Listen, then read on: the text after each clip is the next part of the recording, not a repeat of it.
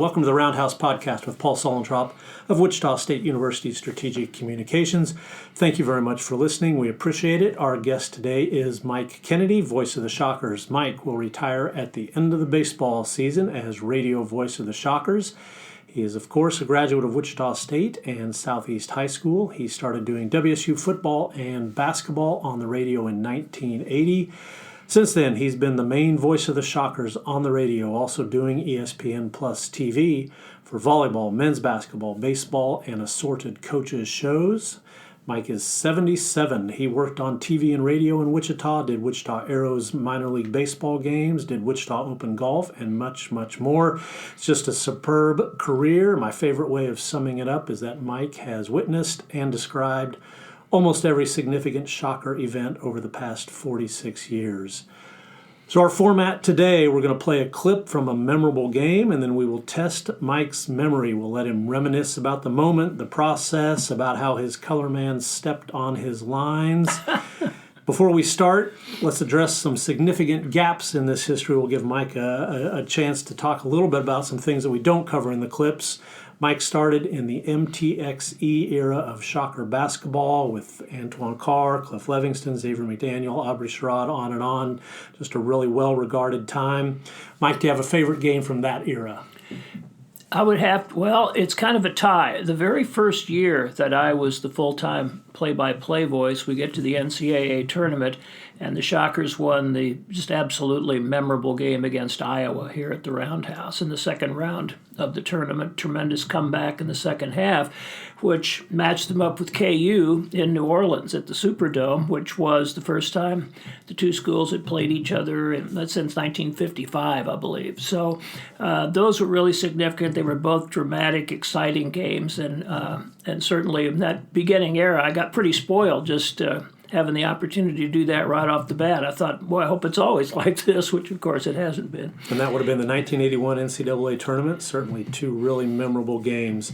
So Mike also did Shocker volleyball during that program's rise. You've talked a lot about your friendship with Chris Lamb, how he helped you learn the sport, how the athletes on the team in those times were really helpful. Is there a volleyball season, a volleyball match that will stick out in your memory? You know, yes, but also the one that maybe still sticks with me the hardest is a really sad one, and that was that very first year, 2005. They had a tremendous season. I think they'd lost 3 matches all year, ranked in the top 20, and they lose in the championship game of the Valley Tournament to Missouri State. And, you know, no question, they're a top 20 team, but they're going to the tournament, and we all get together at a sports bar to watch the selection show, and they don't get picked. And it was just a horrible disservice. It was, I think, the worst thing I've seen in college athletics, and all the girls are crying, and I mean, it's a horrible moment, but certainly it's something that sticks with you for the rest of your career. Definitely. I was there, too, at the Fox and Hound, that was not good. I think it led to some changes in how the selection committee works. He heard from every major coach in the country what an injustice it was, and they moved quickly to change the whole selection process. So I'll give you another chance to leave volleyball on a higher note. What else might stand out? Oh, certainly beating KU to get to the only Sweet 16 in program history, beating KU on their home court in Lawrence. So, I mean, that's that. And then also hosting the first and second rounds here. That was such a significant achievement, and to have 7,000 or 8,000 people there to watch volleyball. It was the second largest turnout of any of the first and second rounds in the country behind Nebraska. So that was really something. And that was Wichita State's first season in the American Conference. They went unbeaten in conference play, hosted the 2017 NCAA Regional, as you mentioned. The win at KU would have been 2012, correct? I believe so, They defeated Arkansas in the first round. Correct. And then defeated Kansas in the second round to advance into the Sweet 16 of NCAA play. You did Shocker football, and I was reminded of this a few weeks ago at the Letterman's gathering. Hank Schiestel was there. He was your color man for at least a part of that. Part of that time, yes. Tell us about Shocker football. What's the game? What's the memory that stands out about that? Certainly the game that stands out was beating KU in Lawrence in 1982, and that didn't end up being a great KU team, but just the significance of Wichita State beating KU in the sport of football, and it was an exciting game. game. Prince McJunkins hit Don Dreher with a game-winning touchdown pass. So that one certainly stands out. During Ron Chismar's tenure, they had a really nice win at Kansas State that was certainly memorable. But it was also, I could write a book on all the weird, interesting things that happened with Shocker football while I was doing their games, one of which was, as a sports historian, I've been very well aware of two very famous wrong-way runs in football history. Roy Riegels in the 1920 Rose Bowl and Jim Marshall when he was with the Vikings, a famous game with the 49ers. We're playing Illinois State, and late in the game, Wichita State's winning, and so significantly both teams have some of the reserves in. Terry George threw a pass, and the linebacker jumped the route, got bumped as he intercepted it, gets turned the wrong way, running upfield going the wrong way. And I'm going crazy, and one of Wichita State's players, I won't throw him under the bus, chased him down and tackled him before he could cross his own goal line. I mean, just stuff like that used to happen. It was just amazing. When you've done 46 years, you're going to see a lot of interesting things, no doubt. The final omission that I don't know that anybody has talked about this in any of the retrospectives that have gone on. The Brent Chemnitz Show was a staple of Missouri Valley Conference weekend baseball series. I spent many a Saturday press boxes in Peoria, Omaha, writing stories for the Wichita Eagle while you and Brent talked Shocker pitching. What do you remember about being with Brent, and why did that work so well? There weren't many pitching coaches who could pull off a radio show. Well, first of all, it kind of moved around. At one time, it was on Friday afternoon before the series started. Then it was on Friday evening after the Friday night game. And then, as you said, I think at times it was on Saturday. One of the things was nobody took losing any harder than Brent. So if there had been a loss, it was, just trying to find positive ways to approach things and try to kind of talk through it. He said many times, he called it his therapy, that I got him through a losing game when we did that. But such an interesting guy, such an interesting outlook on things. And so I think it was a perspective people didn't normally get, and I think enjoyed just hearing his outlook, and not only just on pitching, but just kind of the psychology of baseball and some of those kinds of things that came out on the show. We're going to start with the 1987 basketball game, the Missouri Valley Conference Tournament at Tulsa. Boudreaux, across the timeline, double teamed out front. Fires for three and misses off the heel. Rebound, Henry Carr. He was hammered. Loose ball. Greyer with the rebound. They'll have to foul him, and they do. 3 seconds left. This is it. Wichita State is on its way back to the big dance. The Shockers cannot lose this one unless they get a silly technical foul or something. 3 seconds to go. Even if Greyer misses here, the Shockers can just get out of the way. Tulsa would have to make a three-pointer and then try to get a timeout called, and even at that, Wichita State, they probably would not have time to do both. If Greyer makes any of these, it's all over. Well, where are all these people going, for heaven's sake? You must be right, Michael, because everybody's leaving. Steve Greyer with a career high in rebounds, 12, and the last two have been huge ones for Wichita State. Steve spins, shoots, good. Steve Greyer, 2 for 2 from the line, 14 points. Wichita State is on the way to the NCAA Tournament. An ecstatic Shocker bench. Greyer ready again. 3 seconds to go. 5-point lead in overtime. People are throwing trash. Very nice sportsmanship. People are throwing trash onto the floor. Now something that's insulting to the Tulsa team also. They have played a marvelous game, and then to mar the ending with something like that. What a great college basketball game this has been. Greyer, ready. Pushes it up. Short this time. Steve just kind of gets out of the way. Lloyd fires at the length of the floor. Hits the backboard. It's over. Wichita State on the way to the NCAA Tournament. Final score in overtime. Wichita State 79. Tulsa 74. So that was March 4th, 1987. Wichita State returns to the NCAA Tournament with a 79-74 overtime win at Tulsa in the championship of the MVC Tournament. Gary Cundiff, named the tournament's most outstanding player, made 3 three-pointers. That was a lot in those days. 6 of 7 shots. He scored 17 points. Steve Greyer added 14 points and 10 rebounds for the Shockers, one of the high points of the late 80s and the Coach Eddie Fogler era. Mike, take us back to 1987, and that would have been the Tulsa Convention Center. Is that where It they was, played in yes, those days? yeah, downtown. Okay. Of course, that's always been a great rivalry, and still was then. I think certainly going into Tulsa, Wichita State would have been a significant underdog. That was a really good Tulsa team. And, the end of Eddie Fogler's first season, and to get to the NCAA and your very first season as a head coach.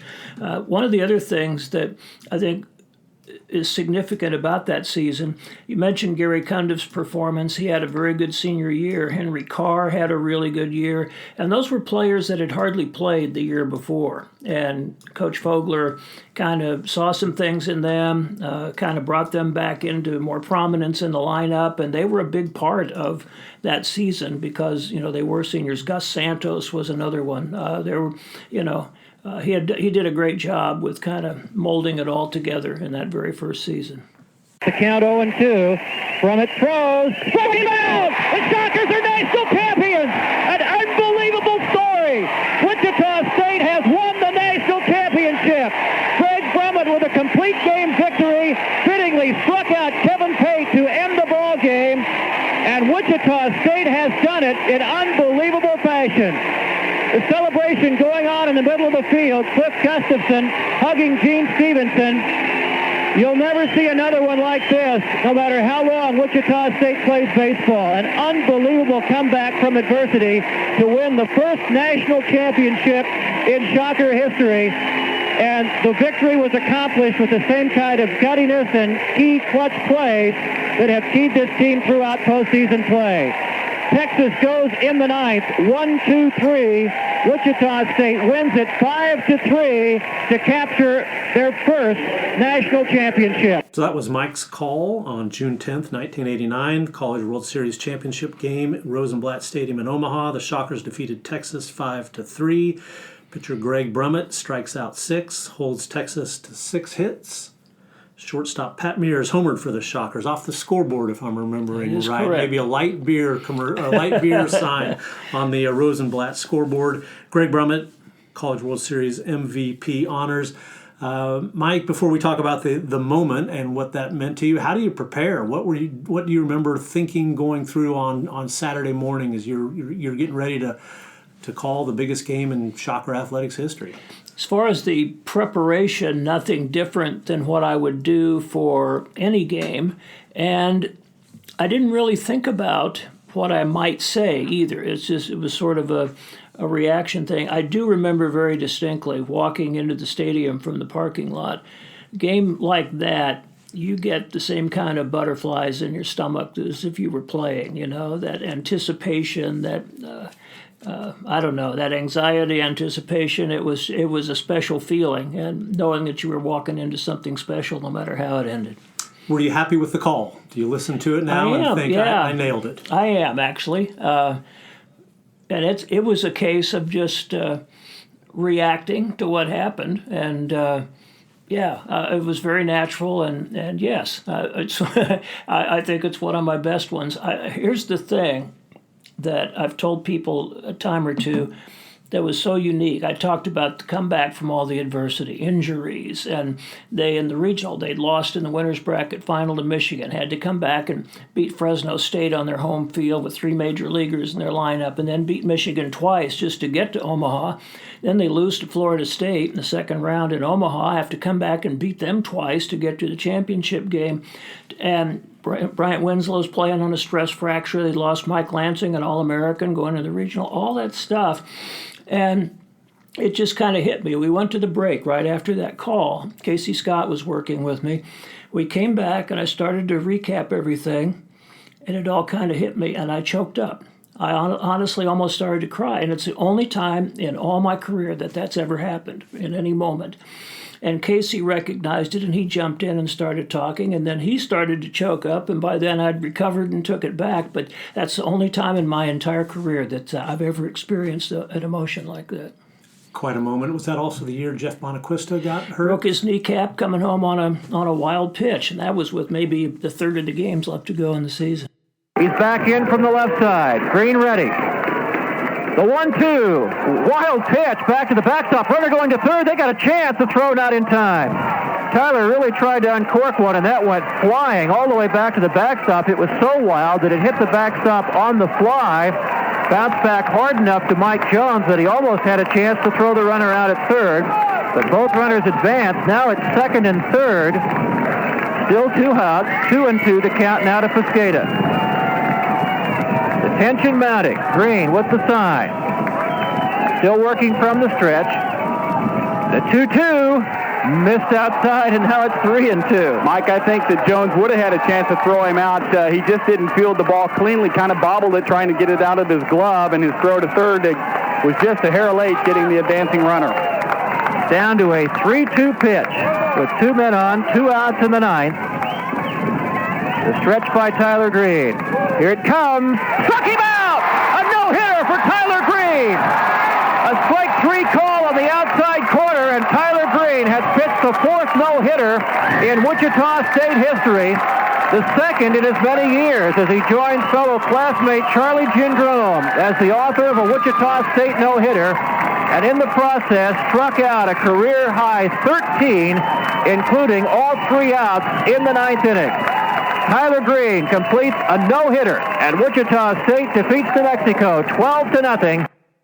So that was Mike describing Tyler Green's no-hitter, March 20th, 1990 at Eck Stadium, a 12-0 victory over New Mexico. Mike, take us through the process of, all right, you're getting into the 5th, 6th innings, and Tyler Green was just a fabulous pitcher. He was probably a threat to no-hit a lot of people.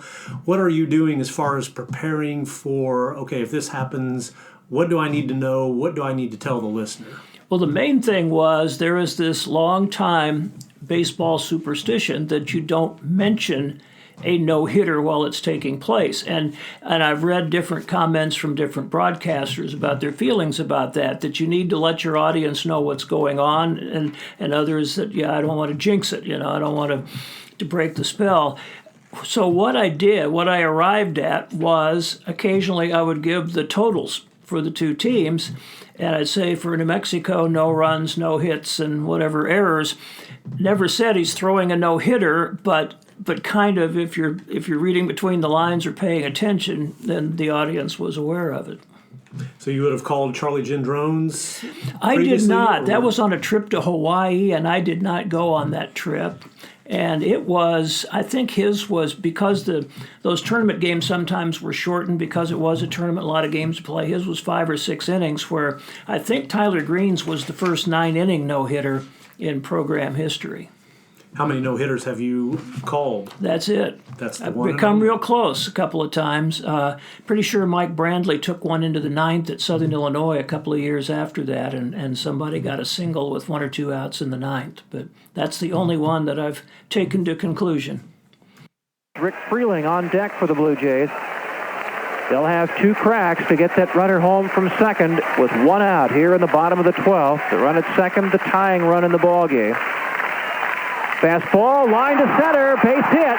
Jim Audley charges it on the hop. They're sending him home. Here comes the throw. It is in time. He's out. He's out at the plate on a sensational throw by Jim Audley. 1 hop right on the money, and Steve Bruns is dead at home plate, and now there are 2 down. Shocker fans, you may look at that Saturday afternoon, that one play, that might be the play to get you the championship ring. What a throw, Mike. It's the big show in Rosenblatt Stadium. He came up throwing, and he threw a strike down Main Street. I think Bruns may have stumbled just a little bit coming around third, but Jim Audley charged that ball. It was a line single by Dax Jones, fielded it cleanly on 1 hop, and threw a perfect strike to the plate on 1 hop to get the runner. But on the throw to the plate, Jones goes to second. So a very fast man at second base with 2 outs, and the still dangerous Rick Freeling up there. The pitch to him, a strike on the outside corner. How about Doug Mirabelli with the bluff at home, Mike? He stood up there like a statue, like there was no play. He caught it, he made the tag.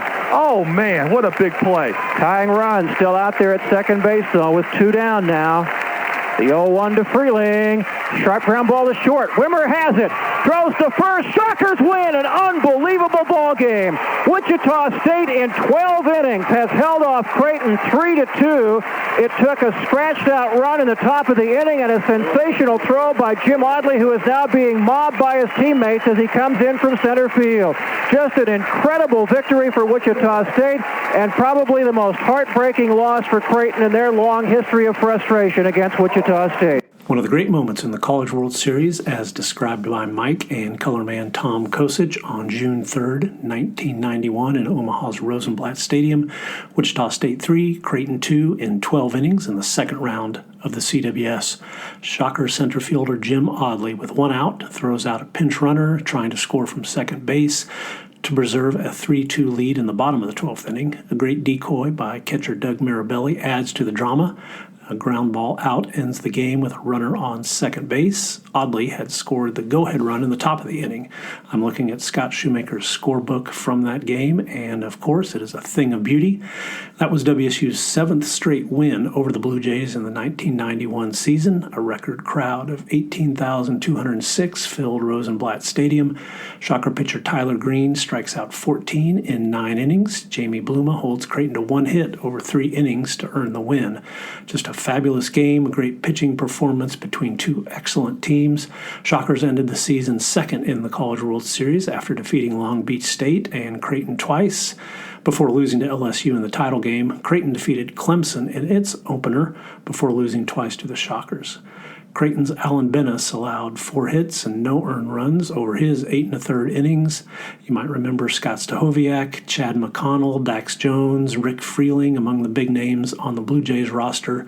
Reliever Brian O'Connor, who won the 2015 College World Series title at Virginia and is now coach at Mississippi State, pitched 3 innings in relief for the Blue Jays and took the loss.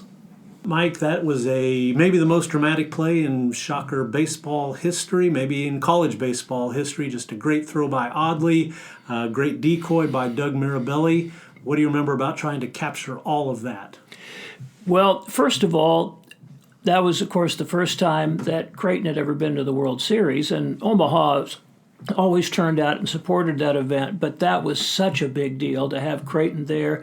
And I swear, and I've heard this comment from other people, Skip Bertman, the LSU coach who was at the game, that you could literally feel that place shaking from the intensity of the noise in the crowd. It was, so you certainly didn't have to do anything to create the atmosphere. And anytime, you make a play like that, how often do you see somebody get thrown out from the outfield? I mean, it happens, but more often than not, that run's going to score. And so it's a little bit of a surprise, and obviously you're hanging, waiting to see what happens. And of course, you go off when he makes the throw and they get him at the plate.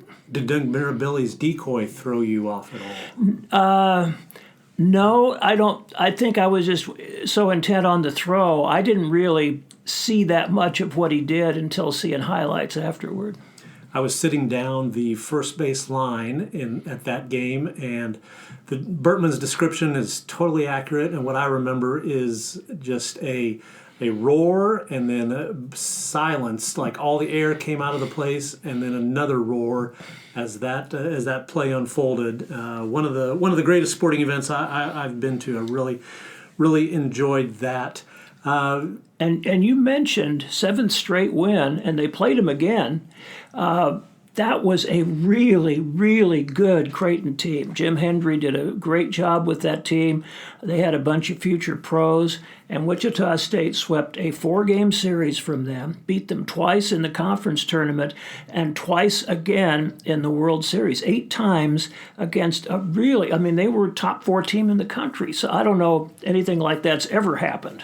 Yes, an excellent Creighton team. Alan Bennis was the other pitcher that night. Yeah. Scott Stahoviak was on that team, correct? Yes.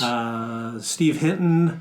Just a really fantastic Creighton team. And Wichita State beating them 8 times in a row defies description, no doubt. Bradshaw into Wingate. Wingate's going to dribble it a couple of times and throws it in the hands of Kuznard. Drew it away. Kuznard to Ryan Martin for the dunk. The Shockers are going to the Sweet 16. It's all over. The Shockers up 7. 3 seconds. 2. Jumper by Smith is no good. Wichita State to the Sweet 16. That was Mike Kennedy and Dave Dahl, March 18th, 2006, the Greensboro Coliseum. Wichita State upsets second-seeded Tennessee 80-73 to reach the Sweet 16. P.J. Couisnard, one of his best games as a Shocker. He had 20 points along with 9 rebounds and 5 assists for the Shockers. Mike, it seemed like there was a lot of excitement in your voice, but also some, I guess, relief and maybe a little bit of disbelief that this was finally happening for Wichita State after an NCAA drought. It had been a long time, yes, and 21 years, I guess, since the Shockers had been there. And, well, no, not quite that long, 18, I guess, since they had been to the NCAA tournament. And so you just didn't know quite what to expect. The other thing that I really distinctly remember, though, is after Wichita State beat Seton Hall in the first round, Dave and I sat and watched the game between Tennessee and Winthrop, coached by Greg Marshall, who we'd never seen or heard of at the time. And we sat there feeling like we hoped that Tennessee won, even though they were the 2 seed, because we felt like Winthrop was maybe better and a tougher matchup for Wichita State. But that was our first view of Greg Marshall, and also Jim Schaus's first view of Greg Marshall, which he filed. And so I felt like the Shockers certainly had a chance against Tennessee. But, it's an SEC team, 2 seed in the region, so clearly Wichita State was an underdog, but we felt going into it that they really had a chance. The Shocker team that year won the Missouri Valley Conference title, went on to the Sweet 16 to play George Mason. Mark Turgeon, the highlight of his tenure at Wichita State. What made that team click? I think it was a good combination of people that just, one year Matt Breyer was like a grad assistant on the staff here, and we were talking about that season, and we started naming off guys, and it was like not very deep. I mean, you had Ryan Martin, who's in that clip, and Stephon Butler was a third guard, and that was really Karan Bradley. Yes. Karan Bradley. And then you had the 2 walk-ons, Nick Rogers and Cameron Ledford, who provided a lot of leadership. But you had Paul Miller as a 5th-year senior, who was the Valley Player of the Year. Couisnard was just at the beginning of his career, a sophomore. Kyle Wilson. But, I mean, it was a really good blend of people and personalities and talents. There's some, everybody kind of knew their role, had their unique talents that they could contribute. Sean O'Geary had a great tournament shooting the ball. So I think that's what made everything go. O'Geary had the big game against Seton Hall in the opener, if I'm remembering that. Yes, correct. Remembering that right. Just a really special season for the Shockers, no doubt. The wind and the pitch. McKeever drives it to right field. That's deep. Toward the corner. Way back. Be fair. Grand slam. Clint McKeever. What a tremendous story this is turning out to be. Clint McKeever against the team that didn't want him. Hammers an opposite field grand slam inside the right field foul pole. And he is mobbed by his teammates at home plate. Unbelievable. What a story for Clint McKeever. That was Mike Kennedy and Clint McKeever, Stillwater, Oklahoma, June 1st, 2008. Clint McKeever's grand slam in the 10th inning gives Wichita State an 11-7 win. At Oklahoma State, championship game of the Stillwater Regional, Logan Hoke pitches the final 2 innings. He strikes out 2 hitters with 2 runners on to end the game. Just a heartwarming story. As you can tell by the call, Clint McKeever had been at Oklahoma State. They had cut him, sent him on his way, however it works. Comes back to not only hit the grand slam, also drove in a run earlier in the game, pitched in that game. Just a great day for Clint McKeever. Mike, you call that one of your favorite calls. Tell us why. Just the way it turned out. I mean, it was, you never know what you're going to say. And I just, I haven't that often said something like be fair like I did there. I remember Tyler Weber hitting one time in the Missouri Valley Tournament, a big game in Springfield. And I was saying, get up, because it was a line drive, and I wasn't sure if it was high enough to get out. Occasionally something like that will come out, but I don't do that too often. So that was part of it, but just the story itself. It was such a special story. Great kid, Clint McKeever, and that was still a big rivalry, Wichita State and Oklahoma State. There'd been plenty of postseason meetings in all of our histories, and that was a really special moment. They'll play for one shot. It's tied, so they don't have to go too soon. Malcolm Armstead, 10 seconds to go. One-on-one against Weber. Malcolm pulls up, takes a jumper. Good! From the top of the arc. That was Mike Kennedy in Richmond, Virginia, November 13th, 2012. Shockers defeat VCU 53-51. Malcolm Armstead, as you heard on the call, hit the game-winning shot, 17-foot jumper with 3.8 seconds to play. Clay Anthony Early scored 13 points for the Shockers. Malcolm Armstead finished with 11 points, 6 assists, and 5 rebounds. That had turned into a little mini rivalry with VCU. The teams met the previous year in the NCAA Tournament. The year before that, 2011, VCU came into Wichita State and won a Bracket Busters game on their way to the Final Four. This was a really important game in that Final Four season for Wichita State as far as burnishing their NCAA at-large resume. Mike, take us back to Richmond and Malcolm Armstead's big shot.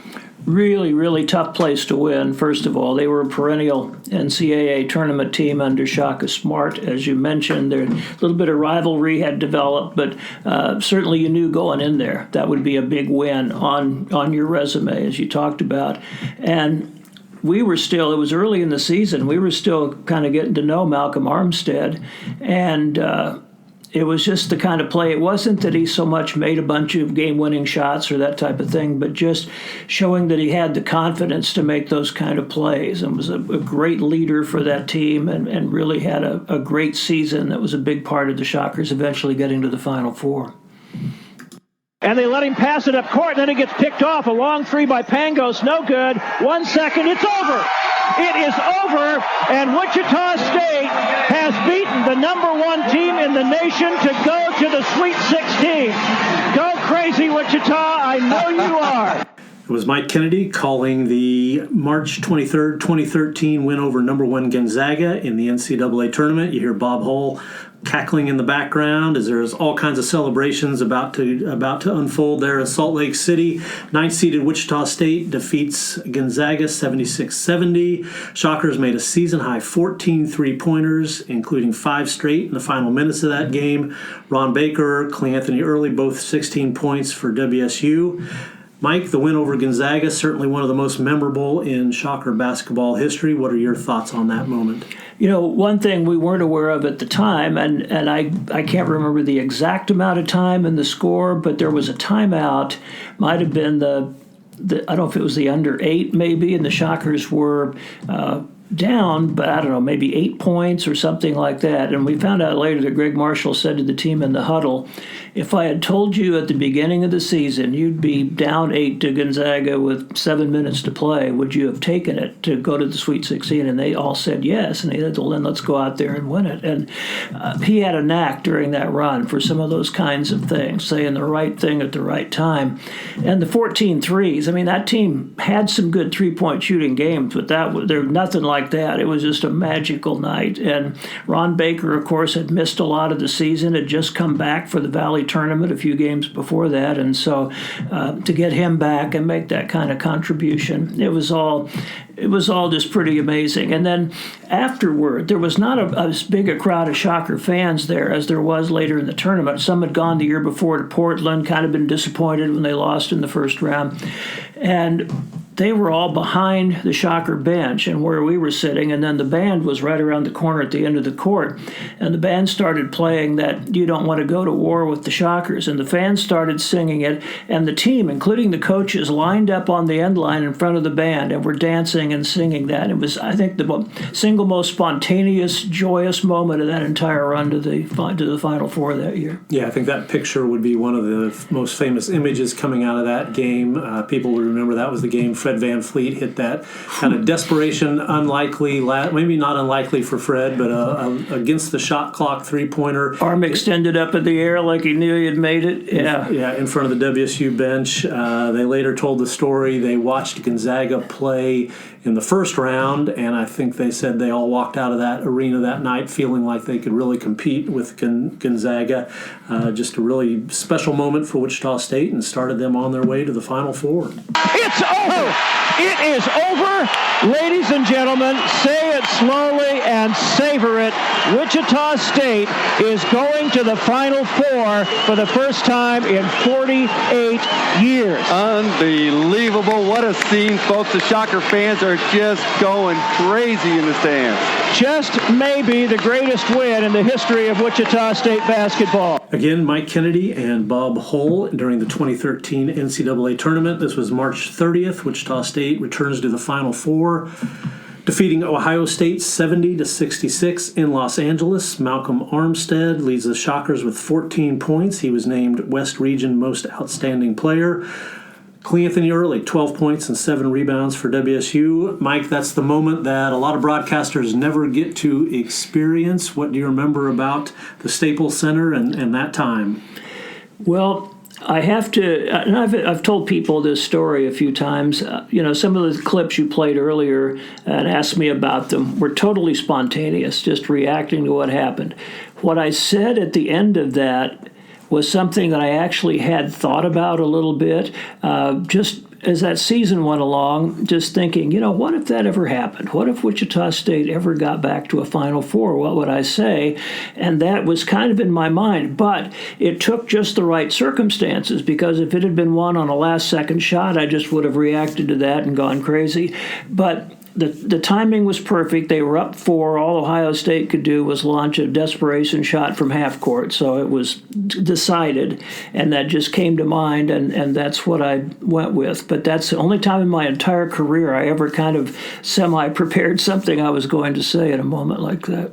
So preparing for those kind of moments, how much of that did you develop by listening to other broadcasters? How much of it is trial and error, where you would go back to a game and you say, I just didn't handle that the way I should? How do you get to that point where you're ready to meet the moment?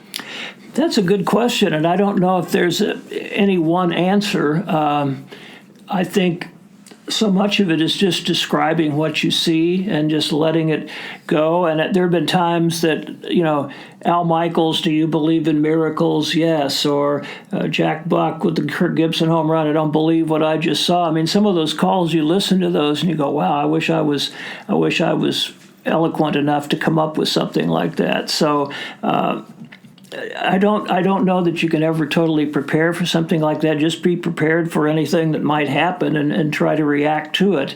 And like I say, most of the time it's just been totally spontaneous, whatever came out.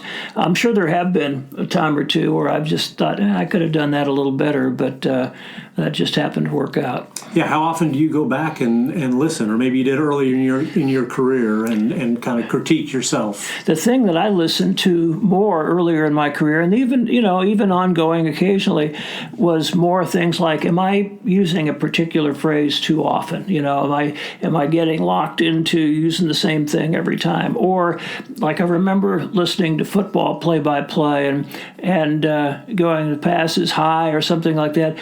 And I thought to myself, I never said it was incomplete. You got to get the impression it was, but I never actually said that. So just things like that is what I always used to listen for, not so much critiquing how I ended a game necessarily. Is there a rule of thumb how many times you need to get the score into a broadcast? I just think it's a good thing to keep in mind to do it pretty often. The great Red Barber had a little what do you call the hourglass thing? And I forget how many minutes or whatever. It was like a couple of minutes, but he'd turn it up when he see the thing drain out, then he'd mention the score. Just remind himself constantly that every so often you got to do that. And I'm probably a little guilty at times of not doing it quite often enough, but I try to always be cognizant of just doing it frequently. If I know I haven't mentioned it for a little bit and it hasn't changed, to be sure to do that. Memphis back up by 2. A minute 22 to go in the overtime. Bijan Cortez just grabbed by Harris. No call at the top. Beverly back over to Cortez. A 3. Good!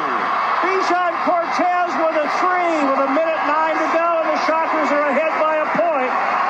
That's his first three-point basket. That was from February 16th, 2025. One of the highlights of Paul Mills' coaching tenure at Wichita State. Guard Bijan Cortez hits a three-pointer in overtime versus the Memphis Tigers. That gave the Shockers a 78-77 lead. They had trailed throughout overtime. A minute, 10 seconds to play. Wichita State never trailed again on their way to winning by 84-79. Corey Washington followed Bijan's three with a layup. Xavier Bell made two foul shots to wrap it up. Quincy Ballard had 19 points in that game. Corey Washington, 18 points, 15 rebounds. Mike, take us back to that game in Charles Koch Arena. Well, first of all, we've been in an era, and that was certainly a part of it, where Memphis was tough to beat. The Shockers didn't have a lot of luck beating them, and had lost some really heartbreaking close games, including a tough couple in Memphis. And then Bijan was a unique player. He was a talented kid, but up and down, you never quite knew what to expect. Not probably the person that most people would have chosen to take that shot at that particular time. But he had a knack for making some big plays and was very capable on any given night of being a real factor. So it was unique in that respect. But to any time to beat Memphis in these last few years, and especially after a couple of the close losses they'd suffered, it was almost like taking another step in the right direction, I think. To work his way in the lane, spins in the lane, put up a shot, no good. Rebound, Kenyon had it, saves it to Brown, up to Enos, and now South Florida in control. They're up one with 25 seconds to go.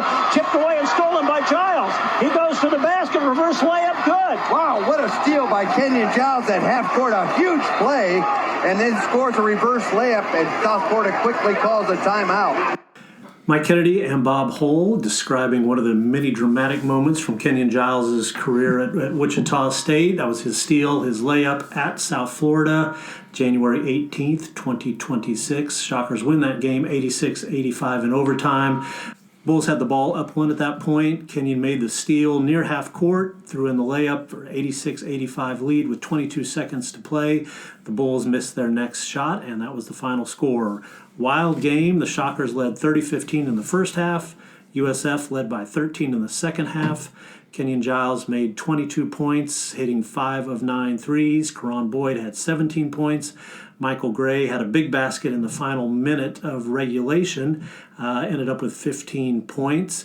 Mike, we could probably do a separate podcast on Kenyon Giles highlights, but that was another big moment of recent seasons. What do you remember about that day in Tampa? Well, first of all, we went into the two-game road trip at Florida Atlantic and then South Florida and played pretty poorly at Florida Atlantic and got hammered, got beat very decisively. And the South Florida game shaped up going into that trip as the tougher game of the two. So now you're thinking, wow, this is a tough spot to be in. And they came back and played so much better and were in that game all the way.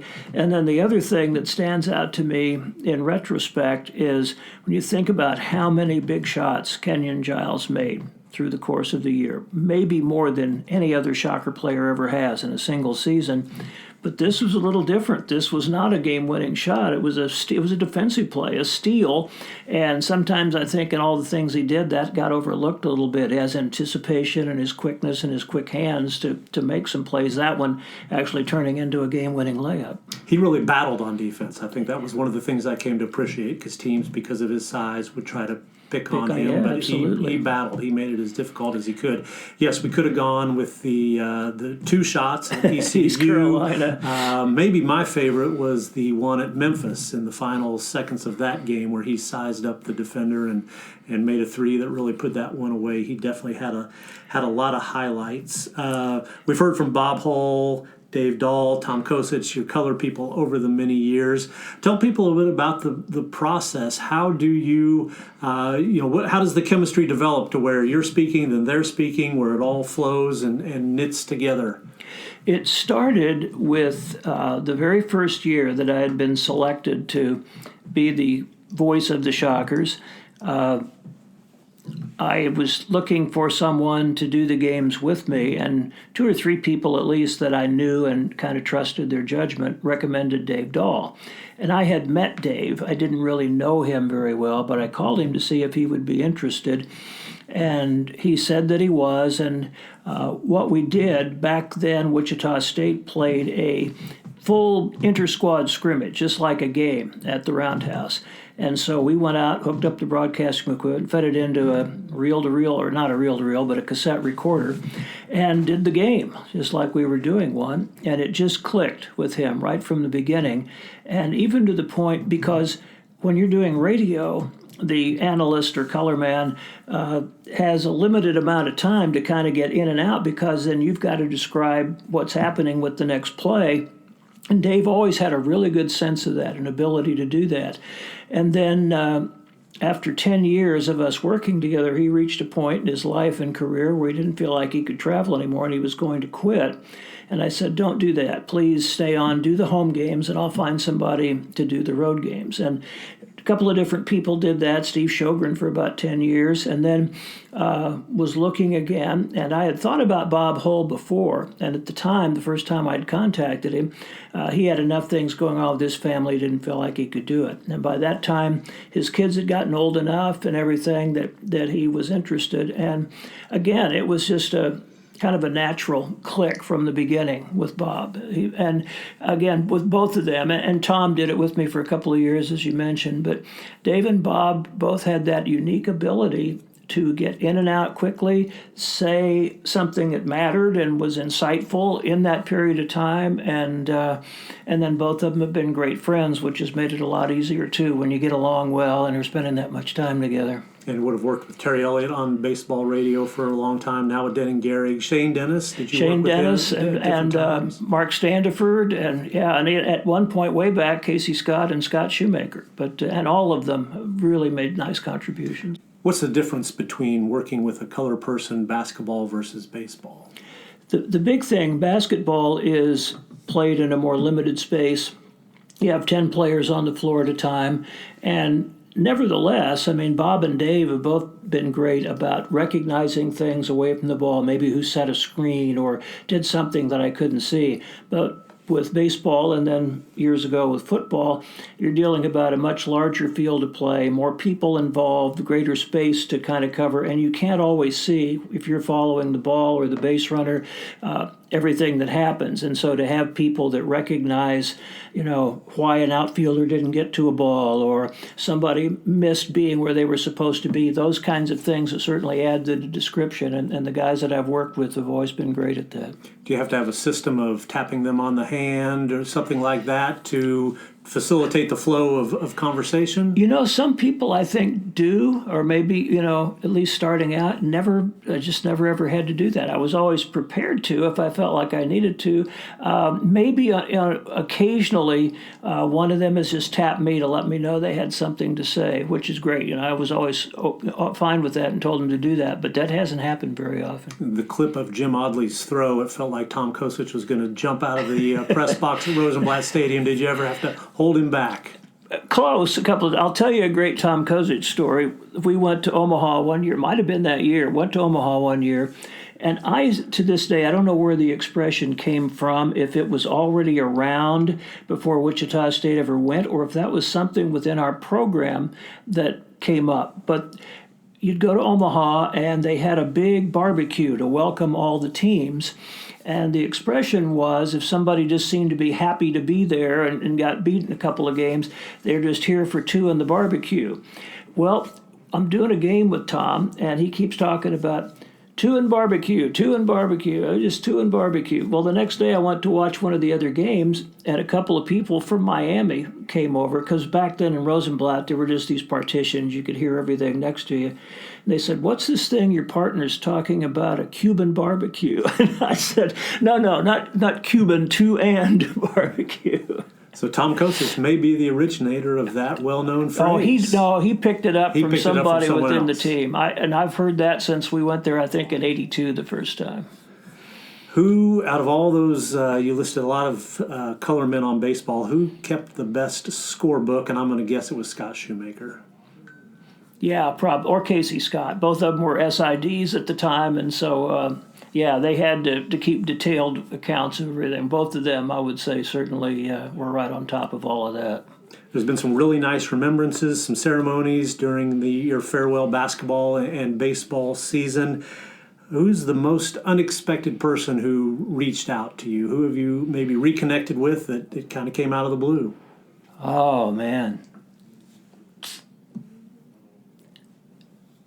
That's tough. I don't know if I can answer that. I mean, I've heard from a lot of people that I haven't heard from for a long time, or and some of that started also that summer I did the TBT games. I heard from people I used to work with in TV that I hadn't seen for a long time. So that's the latter part of my career. That's been really kind of special. Just that, to hear from people and from a lot of former student athletes. When I announced I had cancer, I heard from a lot of them. When I announced I was retiring, I heard from a lot of them. And that's pretty heartwarming to know that what you hoped were connections that you made with people were legit, that it is a connection and a relationship that's going to last. And you were recognized at some visiting ballparks. I know the KU broadcast crew did something, several basketball arenas you were recognized. Yeah, and guys like Rich Hollenberg and Mark Adams on ESPN a couple of different times when they were doing our games, and almost to the point of embarrassment with all of the stuff that's been said and all the accolades, but I certainly appreciate it very much. Mike Kennedy is wrapping up 46 years as the voice of the Shockers. We are thrilled to have him on. I want to have him on again to take advantage of all the things he's seen, all the history he knows about Wichita State athletics. Mike, thank you very much for your time. Thank you for doing this. This has been a blast.